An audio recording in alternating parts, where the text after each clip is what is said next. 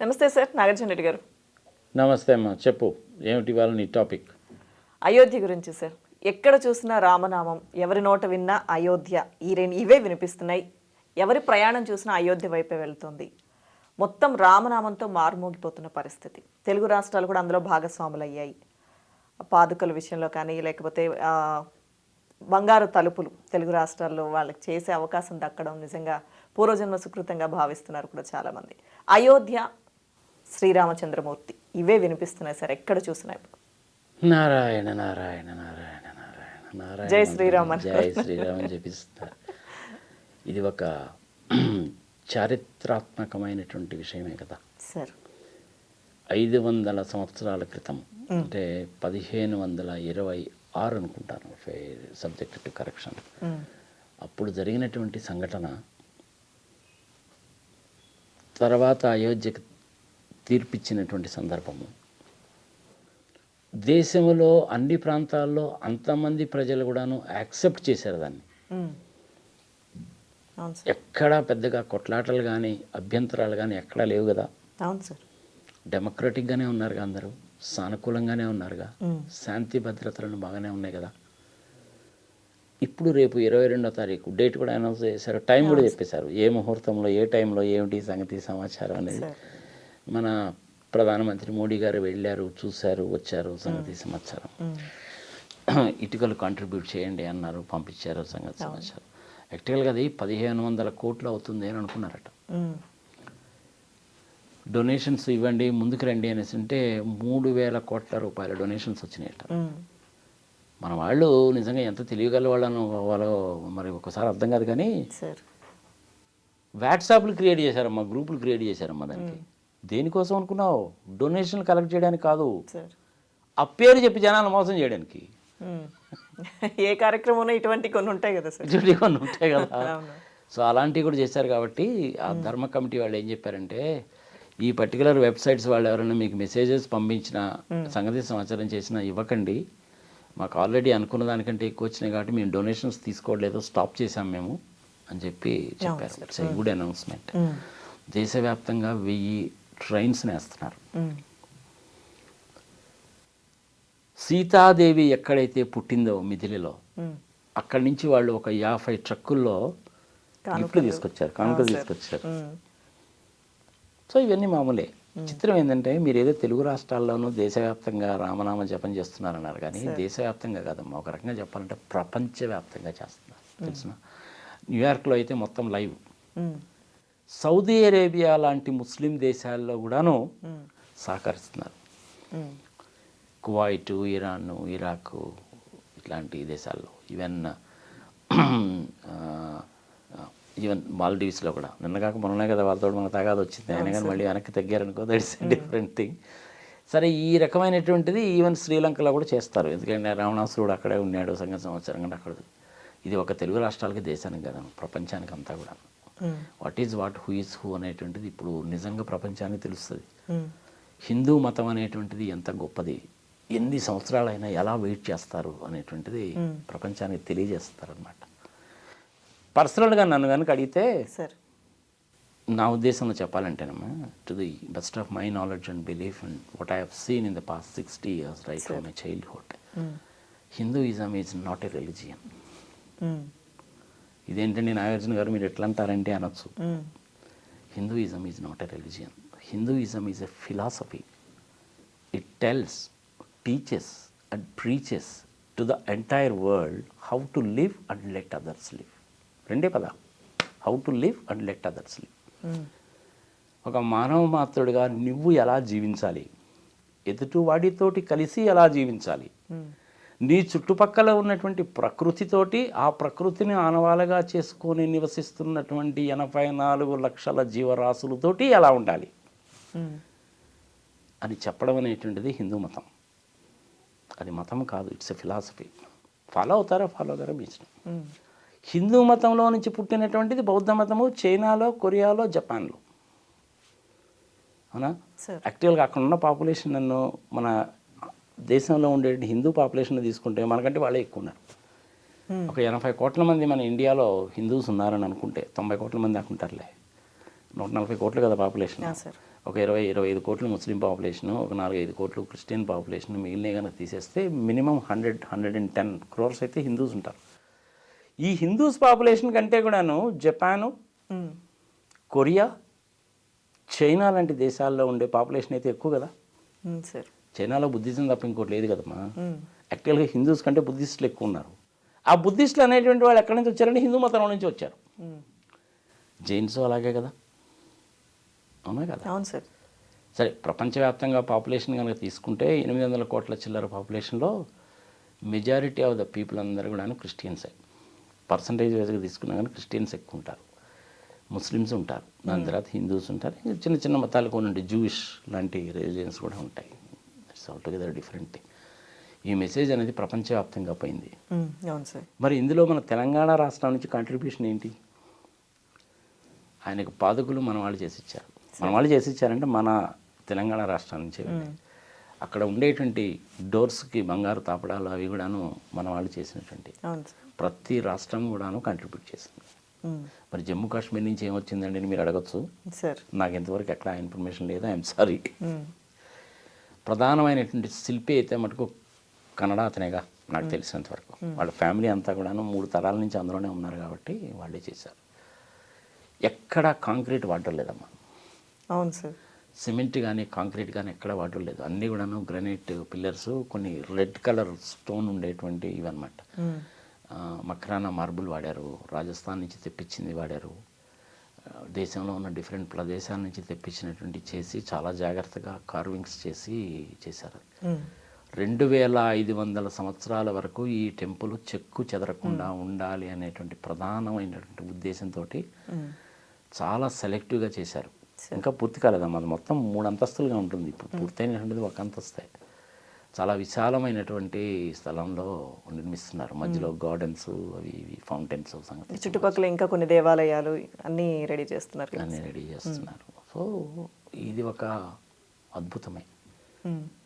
500 సంవత్సరాల కింద ఎలా ఉందో మనం ఎక్కడో రాస్తేనో అక్కడో చదివాము కానీ మనం చూడలేదు కదా. అప్పుడు టెక్నాలజీ వేరే, ఇప్పుడు టెక్నాలజీ వేరే. కానీ అప్పుడు ఉన్నటువంటి మెటీరియల్సే ఇప్పుడు కూడా ఉన్నాయి కాబట్టి అదే టైప్ ఆఫ్ మెటీరియల్స్నే వాడుతున్నారు. కాంక్రీట్ కానీ సిమెంట్ కానీ ఎక్కడా లేదు, గుర్తుపెట్టుకోవాలి, ఇంక్లూడింగ్ రూఫ్స్తో సహా కలిపి. ఇది ఇట్స్ గోయింగ్ టు బి అంటే ఒక చారిత్రాత్మకమైనటువంటి విషయమే కాక ఒక చారిత్రాత్మకమైనటువంటి కట్టడం కింద కూడా ఇది నిలబడిపోతుంది. విచిత్రం ఏంటంటే ఇది మోడీ గారి హయాంలో చెప్పుకోవడం అనేటువంటి జరగడం అనేటువంటిది ఆయన అదృష్టం.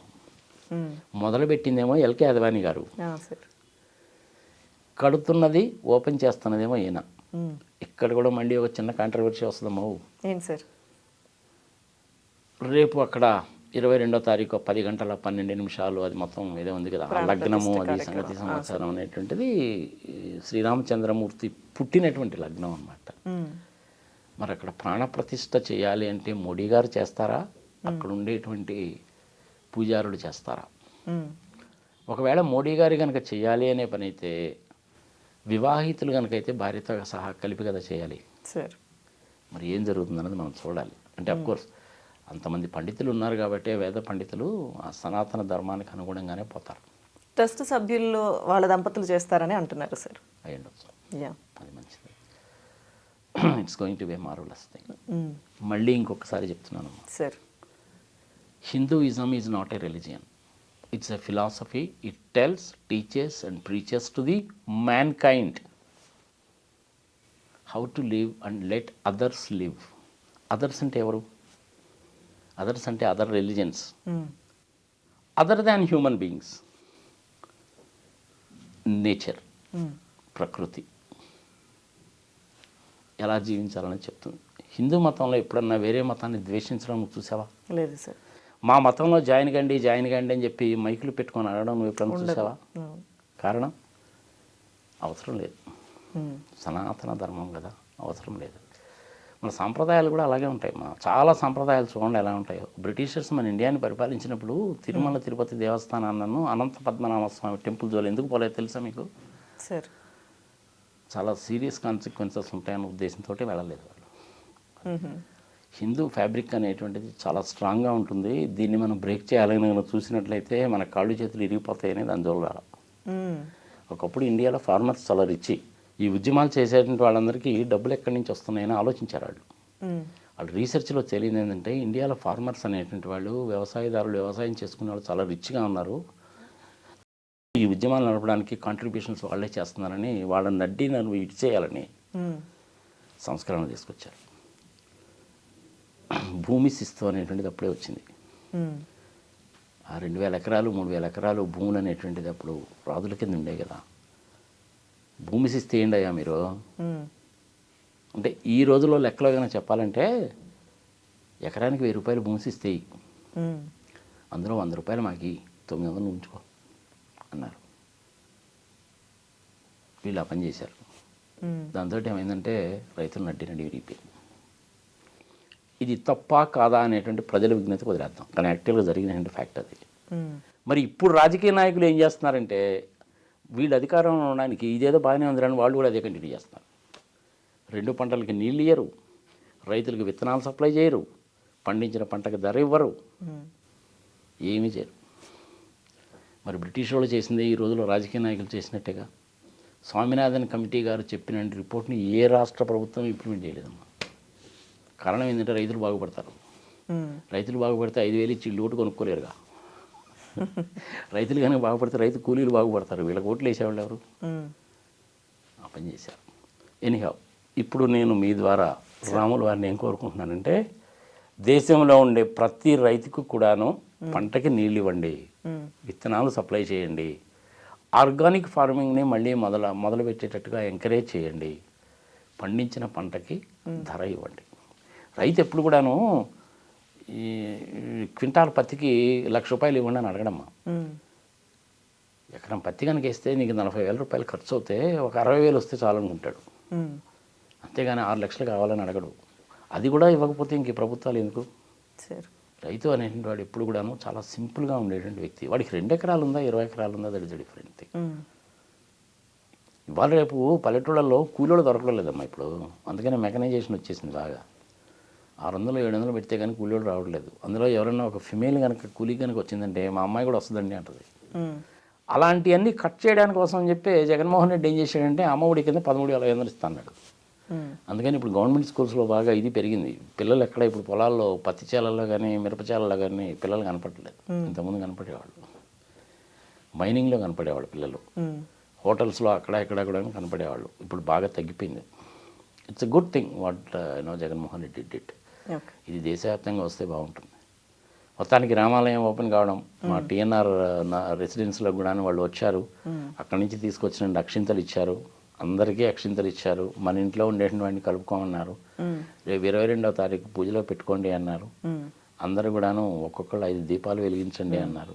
మంచిదే కదా, అంతా బాగానే జరుగుతుంది. సార్ అయితే యూపీ సీఎం కూడా చెప్పారు సార్ ఇక్కడ నుంచి అయోధ్యలో కర్ఫ్యూలు ఉండవు, ఇటువంటి కొన్ని చెప్పారు. తర్వాత ఈ రామమందిర నిర్మాణం కానీ అయోధ్య అంశం రాజకీయంగా ఎందుకు చూస్తున్నారు? రాజకీయ రంగు పులుముకోవడానికి కారణం ఏంటి సార్? ఎందుకంటే అయోధ్య రాముడు కానీ ఇక్కడ అంటే ఫ్లెక్సీలు అవి మనం ఎక్కడ చూసినా కానీ బీజేపీ ఎక్కువగా ఫోకస్ అవుతుంది ఇందులో. సో రాజకీయ కార్యక్రమంగా మిగతా పార్టీలు చూస్తున్నాయి. తెలంగాణ సీఎం రేవంత్ రెడ్డి కూడా అన్నారు కదా. ఇది తప్పమ్మా, ఇది ఏదో నోటు దొరతోట అనేటువంటి వ్యవహారమే. కానీ ఒక దేశానికి సంబంధించినటువంటి వ్యవహారం అనేటువంటిది జరుగుతున్నప్పుడు దేశానికి ప్రధానమంత్రిగా ఎవరైతే ఉంటారో వాళ్ళ బొమ్మ పెడతారు. ప్రోటోకాల్ అది. ఉత్తరప్రదేశ్లో జరుగుతుంది కాబట్టి యోగి ఆదిత్యనాథ్ కూడా పెడతారు. ప్రోటోకాల్ ఇది. మరి అపోజిషన్ వాళ్ళు ఎందుకు పెట్టరు అని చెప్పి మీరు అడగచ్చు. ప్రోటోకాల్ అట్లా ఉండదు, వాళ్ళే మాత్రమే ఉంటాయి. ఏ స్టేట్లో ఉంటే ఆ స్టేట్లో బీజేపీ వాళ్ళ అంటే ఆ ఫ్లెక్సీలో వాళ్ళ ఫోటోలు కనిపిస్తున్నాయని చెప్తున్నారు. మరి వాళ్ళిద్దరు కూడా బీజేపీకి సంబంధించిన వాళ్ళు కాబట్టి రాజకీయ రంగం బులుగుతారు. తప్పమ్మ, దయచేసి ఇట్లాంటి పనులు చేయబాకండి, ఇట్లాంటి పనికిమాలిన పనులు చేయబాకండి. అంటే రాముడు ఎక్కడైనా ఉన్నారు అని చెప్పి అంటున్నారు. అంటే అన్ని చోట్ల ఉన్నారు. భద్రాచలంలో లేరా ఏంటి రాముడు? భద్రాచలంలో కూడా రాముడు ఉన్నాడు. ఇప్పుడు మా ఊళ్ళో కూడాను రామాలయం ఉంది. ఆ రామాలయాల నవగ్రహాలకి నేనే డొనేషన్ చేశాను. మరి అక్కడ లేడా? కానీ మరి అయోధ్య ఎందుకు అనేసి అంటే ఆయన అక్కడ పుట్టాడు అని చెప్పి మనకు చరిత్ర చెప్తుంది కాబట్టి. మిథిల అంటే ఎందుకంటే సీతామహాతల్లి అక్కడ పుట్టింది కాబట్టి. మరి ఆ ప్రాంతానికైతే ప్రత్యేకత అయితే ఉంటుంది కదా. ప్రతి పుణ్యక్షేత్రానికి కూడాను ఏదో ఒక ప్రత్యేకత అంటూ ఉంటుందమ్మా. తిరుమల తిరుపతికి కూడాను ఒక ప్రత్యేకత అంటూ ఎందుకు ఉంది అనేసి అంటే ఇద్దరు భార్యల మధ్య కొట్లాటలో ఆయన అలా వెనక్కి వెళ్ళిపోయి సెలైపోయాడు. ఆ రోజుల్లో మనుషులు మన ఇప్పుడు ఉన్నట్టుగా 6 అడుగులు ఎత్తు కాదమ్మా, 9-9.5 అడుగులు ఎత్తుండేవాళ్ళు. మీరు ఎప్పుడన్నా విగ్రహాన్ని క్లియర్గా చూసారా?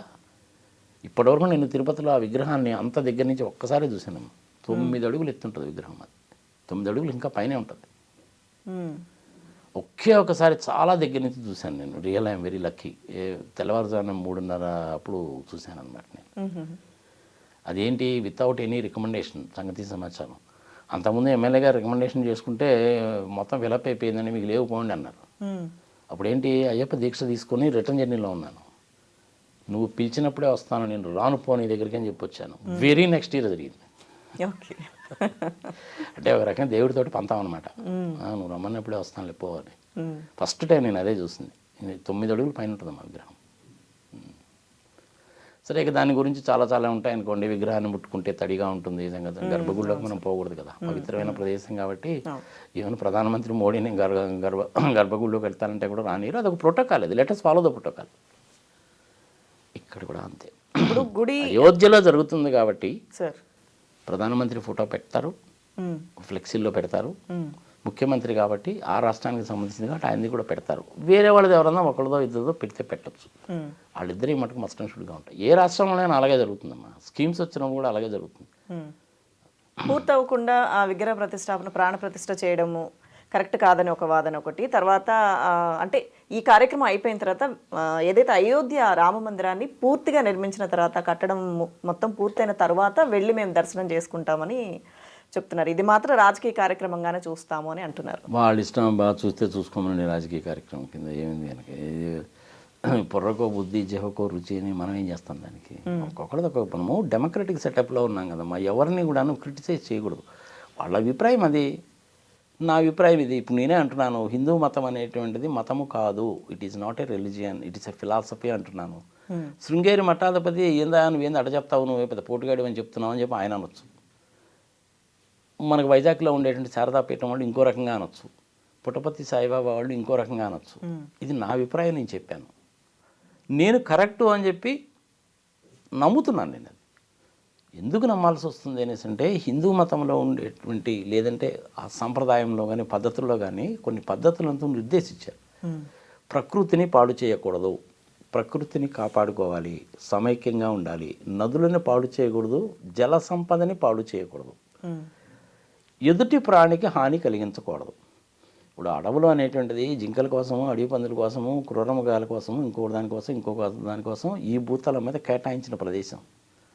అక్కడ వాటిని ఉండనియాలి అంతే. అలా ఉంటేనే నీకేమవుతుందంటే భూగోళ వ్యాప్తంగా కూడాను బ్యాలెన్స్ అనేటువంటిది మెయింటైన్ అవుతుంది. ఆ బ్యాలెన్స్ని దెబ్బతీయడం మూలకంగానే అంటార్కిటాలో మంచు కరిగి నీటి లెవెల్ కనుక పెరిగింది అంటే కొన్ని బిలియన్ సంవత్సరాల తర్వాత ఈ భూమి మీద ఎవరు ఉండరు, ఓన్లీ నీళ్ళు మాత్రమే ఉంటాయి. అసలు భూమి ఆవిర్భావం ఎప్పుడు పుట్టింది, ఎప్పుడు జరిగింది అంటే కొన్ని బిలియన్స్ ఆఫ్ ఇయర్స్ కింద కదా జరిగింది. ఇప్పుడు మనం ఉన్నటువంటిది మిల్కీ వేలో ఉన్నాం. మిల్కీ వేలో ఏంటి, ఈ సౌరమండలము, నవగ్రహాలు అనేది ఒక చిన్న పార్ట్ మాత్రమే. ఇట్లాంటి గెలాక్సీలు, ఈ మిల్కీ వే గెలాక్సీలోనే ఇలాంటి సౌరమండలాలు కొన్ని మిలియన్స్ ఉన్నాయి.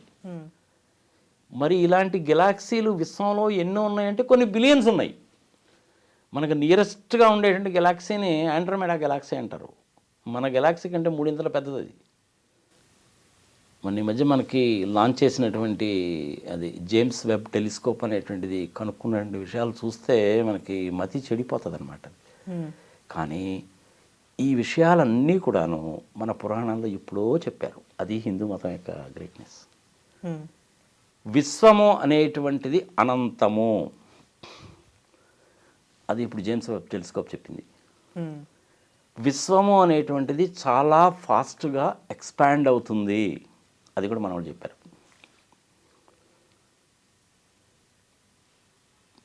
శనీశ్వరుడి చుట్టూరు కూడాను అందమైనటువంటి వలయాలు ఉంటాయి, చాలా అందమైనటువంటి గ్రహము, మన వాళ్ళు ఎప్పుడో చెప్పారు. ఇప్పుడు వీళ్ళు సైంటిస్టులు చెప్తున్నారు. భూమి అనేటువంటిది ఫ్లాట్గా లేదురా బాబు, గుండ్రంగా ఉంటుందని మన వాళ్ళు ఎప్పుడో చెప్పారు. కానీ గుండ్రంగా ఉంటుందంటే అది నువ్వు మేము చెప్పిందే కరెక్ట్ అన్నారు. పాపం చివరికి ఒక ఆయన అసలు భూమి అనేటువంటిది ఫ్లాట్గా ఉండదురా బాబు, గుండ్రంగా ఉంటుందని చెప్తే పాపం ఆయన చిత్రహింసలు పెట్టి చంపేశారు కదా. ఆయన పేరేంటో టక్మని నాకు గుర్తు రావట్లేదు.